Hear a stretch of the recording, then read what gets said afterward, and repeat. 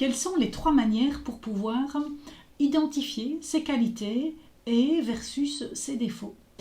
Il est important de pouvoir se connaître pour pouvoir choisir un job qui nous conviendra, pour pouvoir répondre positivement ou négativement à des demandes de mission au sein d'une entreprise. Tout ça, toutes les qualités et a fortiori nos défauts vont être nécessaires pour pouvoir faire des choix beaucoup plus conscients dans quoi on veut s'investir finalement au niveau professionnel. Bonjour, je m'appelle Karine Deville. Je suis experte en puzzle d'équipe, c'est-à-dire que j'accompagne des chefs d'entreprise à se bâtir une équipe autonome, une équipe qui va savoir travailler ensemble, que le patron soit là ou pas, pour que vous puissiez être beaucoup plus serein, pour pouvoir être focus sur votre zone de génie et de pouvoir vous libérer de votre équipe. Et cerise sur le gâteau, de pouvoir avoir une croissance grâce à l'équipe, une croissance à 2 chiffres en 1 an. Alors aujourd'hui, il est important pour vos collaborateurs et pour vous-même, en tant que chef d'entreprise, de pouvoir identifier vos qualités, vos défauts. Alors la première chose à faire, je veux dire celle qui va être la plus performante, qui va aller au fond des choses, c'est de pouvoir faire un test. On appelle ça test de personnalité, moi j'appelle ça test de tendance comportementale. Pourquoi ? Parce que une qualité ou un défaut, c'est une attitude, un trait de caractère. Quand c'est la qualité, c'est qui est attendue, qui est démontrée dans une certaine situation, et un défaut, c'est qui normalement ne devrait pas être attendu dans cette situation-là. Donc voilà, là, en résumé, la définition d'une qualité, d'un défaut. Et donc ici, par rapport justement à vous, en tant que chef d'entreprise, c'est quoi vos attitudes de chef d'entreprise, c'est quoi votre profilage de chef d'entreprise, parce que pour moi, il y a autant de chefs d'entreprise qu'il y a de façons de manager, et donc c'est quoi votre profil à vous.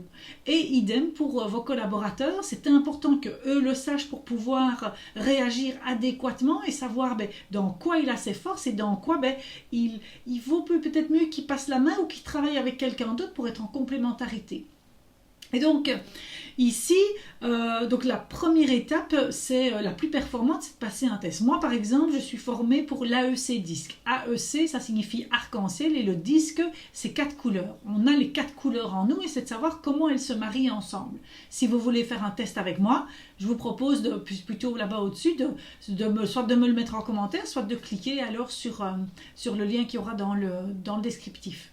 La deuxième possibilité, c'est de pouvoir s'adresser à ses pairs, s'adresser à ses collaborateurs en demandant si tu avais 3 qualités à me donner, dans quelle situation est-ce que tu as trouvé que j'étais le plus efficace, que j'étais le plus performant, que j'étais le plus adéquat, et de pouvoir retourner dans ce passé-là. Alors, soit alors vous demandez vraiment des qualités, des mots, et alors après il donnera des exemples, ou alors vous faites partir la personne à partir d'exemples, et qui recherche dans sa mémoire des exemples, et alors là vous pourrez remonter aux qualités.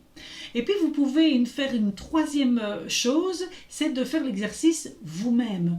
C'est-à-dire de pouvoir faire une ligne du temps et de noter tous les grands événements qui se sont passés dans votre carrière, et même, je veux dire, quand vous étiez étudiant, et vous notez, ok, mais ça, et qu'est-ce que j'ai aimé faire? Dans quoi est-ce que j'ai trouvé de l'épanouissement? Et donc là, vous allez aller toucher justement à ce qui vous est cher, donc à dans quoi vous vous épanouissez le plus facilement. Et donc ici, voilà ici les 3 manières que je voulais vous proposer pour pouvoir aller mieux identifier, parce que c'est quand vous serez beaucoup plus conscient de vos forces et de ce quoi vous n'êtes pas, de vos faiblesses, je dirais, ou des points en tous les cas sur lesquels vous n'êtes pas suffisamment fort, c'est pas là qu'on vous attend, vous saurez mieux faire des choix conscients, autant pour vous que pour vos collaborateurs. J'espère que cette vidéo vous aura apporté de la valeur, j'espère que vous pouvez y trouver un outil à pouvoir utiliser avec vos collaborateurs ou pour vous-même. Moi, je vais vous proposer 4 choses maintenant. Soit alors de de faire le test justement, si vous êtes patron, quel style de management, parce que finalement j'ai fait un test gratuit, c'est un petit test, je dirais, c'est une première approche, c'est une initiation pour pouvoir connaître votre style de management. Donc ça c'est dans le descriptif. La deuxième chose, c'est de vous abonner à cette chaîne YouTube parce que vous aurez une vidéo à la fois puisque je suis dans un défi de 365 jours et que je suis à la vidéo numéro 61. La troisième chose que je vous propose, c'est de me mettre en commentaire qu'est-ce que vous allez mettre en action, qu'est-ce que vous allez faire, parce que c'est grâce à ça, vous allez le formaliser, que vous allez mieux passer à l'action. Et la quatrième chose, c'est si vous connaissez quelqu'un qui aurait besoin d'entendre cette vidéo, envoyez-lui. On ne peut pas aider tout le monde, on peut aider une personne à la fois. Je vous souhaite une belle journée. Au revoir.